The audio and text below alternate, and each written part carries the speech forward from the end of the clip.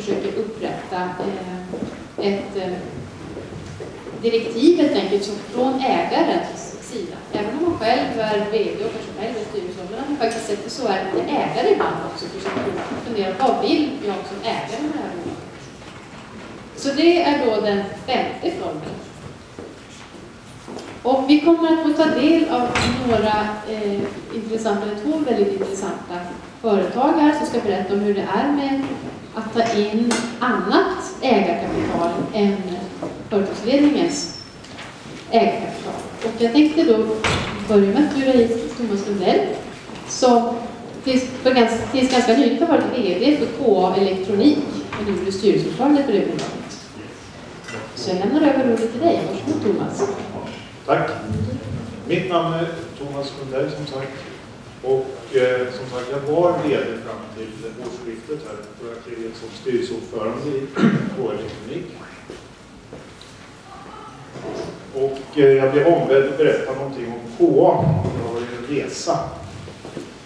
Och jag får väl ta det från mitt lilla perspektiv här. Och det började alltihopa i oktober-november 2010.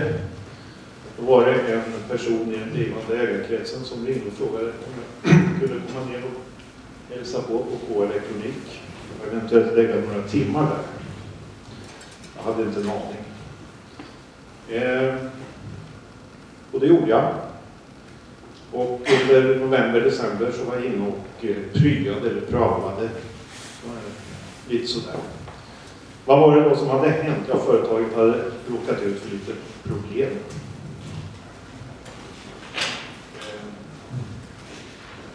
Och för att rekapitulera lite grann bara.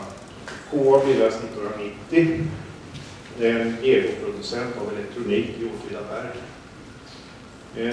Det var Christer och Anders, därav 2A, som bildade KA Elektronik. De kom från Facit Partnertech och bildade en egen produktionsenhet i Åtvidaberg City. Det heter så.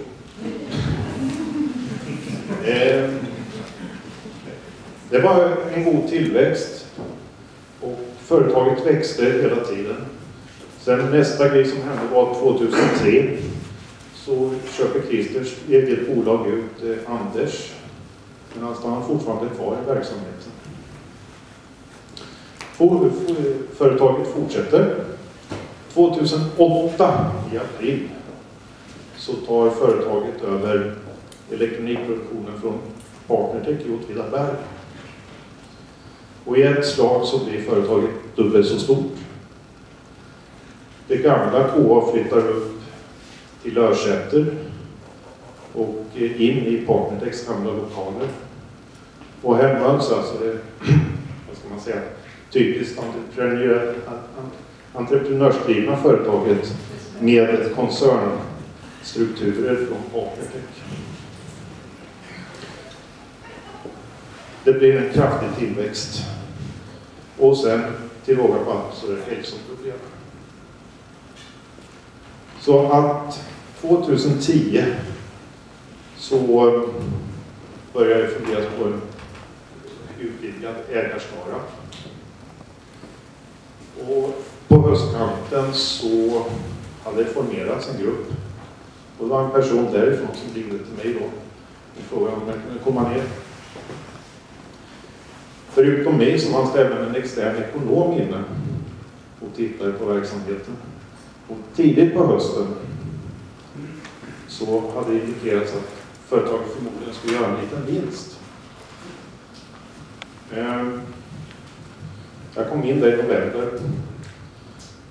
Ekonomen satt där och slet sitt år. Och det var inte någon liten vinst, det var inte ett nollresultat utan det var en förlust. Och vid nyåret så skulle emissionen träda i kraft. Och bäst guess vid det tillfället var minus 12 miljoner. På en omsättning av 91. Emissionen genomfördes. Jag tillträdde som vd. Och det Det var alltså ingenting som funkade. Det fanns inte en leverantör som hade kredit. Eller vi hade inte kredit hos en enda leverantör. Så att produktionsplaneringen existerade inte, utan det berodde på vad som kom in på lastbygden. Däremot så fanns det en fantastiskt fin kundbas. Det fanns en riktigt bra produktion. En bra produktion som kom ner från City och den som kom från Partnertech. Och jag tror det var det som lockade sen de som lade pengar på det här. Det fanns ingen egentligen som ville att det skulle gå i konkurs, vilket kanske hade varit det naturliga valet. Men det fanns en väldigt stark vilja från alla parter att det skulle lyckas. Så att det gjordes en emission. Största delägare blev Almi Invest.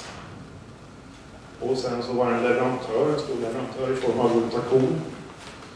Plus 2 privatpersoner som gick in förutom Christer.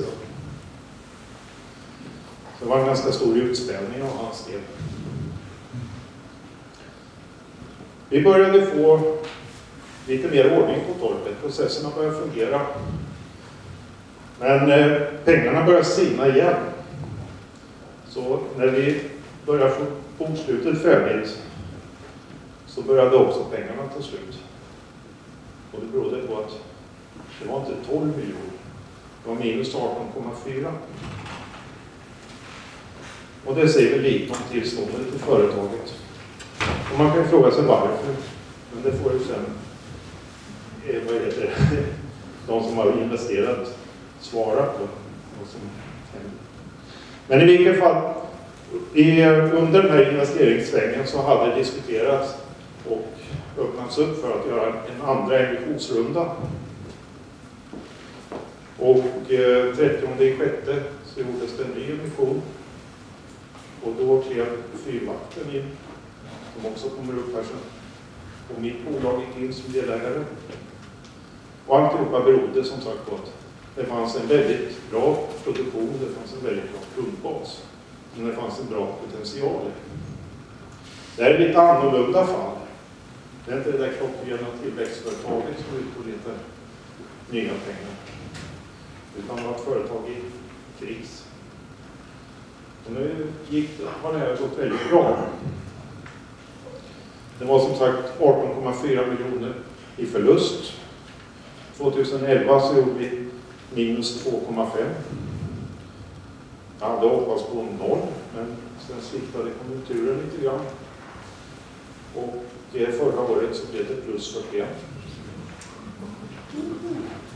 Så det var bra.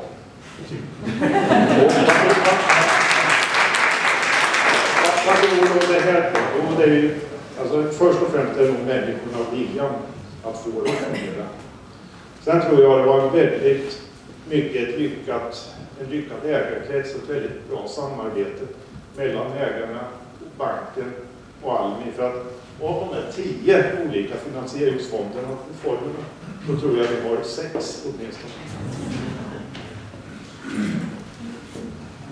Så att framgångsfaktorerna har varit väldigt mycket samarbete. Sen har det pratats om information, kommunikation. Och det har också varit en väldigt stor del av framgången att vi lyckades öppna upp ett företag som var väldigt slutet. Inte hade varken internkommunikation eller externkommunikation. Och sen så lyckades vi också halvera lagret, vilket är en form av finansiering som inte fanns med på listan. Så att det är väldigt korta ordalag en resa, en lite annorlunda resa för att komma in externt ägarkapital. Hälsan är bättre, företaget mår bättre, produktionen har varit bra hela tiden.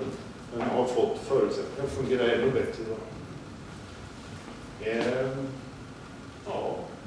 Det räcker väl där så länge. Ja. Sen kommer vi att få kommentarer på det här exemplet och vi kommer att komma tillbaka i panelen också, Thomas.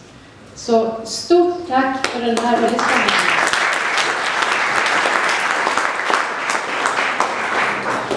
de som är företagare känner igen sig att det är just en kamp att få ihop lönsamheten. Jag ska be att få kalla upp ett annat spännande företag innan vi ska få prata med de här finansiella